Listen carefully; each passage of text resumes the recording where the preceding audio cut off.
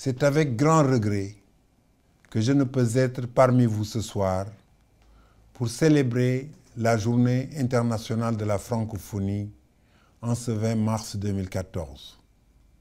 C'est avec un réel enthousiasme que j'ai accepté d'être le parrain du premier concours international d'écriture numérique francophone au cœur des mots, destiné à de jeunes élèves de 21 pays membres de la francophonie.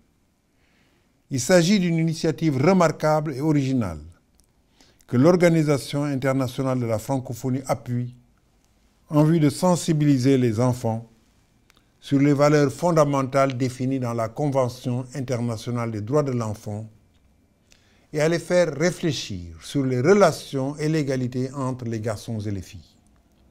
Des valeurs qui nous sont très chères. Les femmes et les jeunes sont des préoccupations centrales au cœur des actions menées par la francophonie.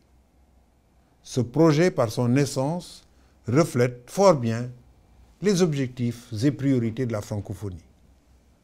L'Association des femmes leaders de Monaco a tout à fait raison de transposer l'utilisation des nouvelles technologies en faveur de la sensibilisation à l'égalité entre les femmes et les hommes dans la poursuite d'un objectif éducatif. Je tiens à vous en féliciter.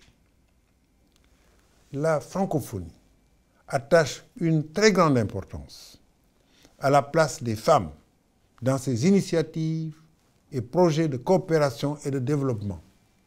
Comment peut-il en être autrement? Puisqu'il ne peut y avoir de développement ni de gouvernance durable sans une implication effective des femmes qui constituent plus de la moitié de la population des pays francophones dans tous ces domaines d'intervention. Nous avons concentré nos efforts en faveur de la consolidation du statut des femmes et de l'égalité entre les sexes, ainsi que de la lutte contre toutes les formes de discrimination et de violence à l'égard des femmes et des filles, notamment en milieu scolaire. D'ailleurs, pour relever ces défis et s'appuyer sur l'expertise de nos partenaires et des réseaux de la société civile, j'ai lancé récemment le réseau francophone pour l'égalité femmes-hommes. C'est évidemment à l'école et dès le plus jeune âge que s'apprend l'égalité entre les sexes.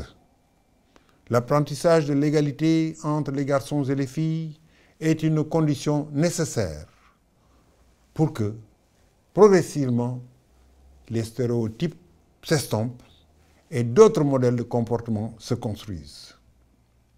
Basés sur le respect de l'autre, il s'agit d'une démarche pédagogique conçue pour amener les élèves à réfléchir aux relations filles-garçons dans le contexte de leur pays et de leur communauté.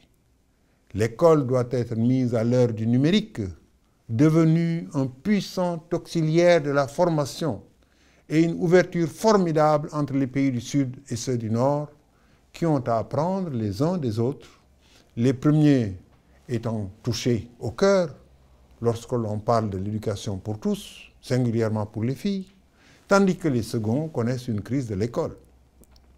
La culture de l'égalité à l'école est alors une promesse. La promesse d'un avenir décidé et construit avec les femmes et les hommes.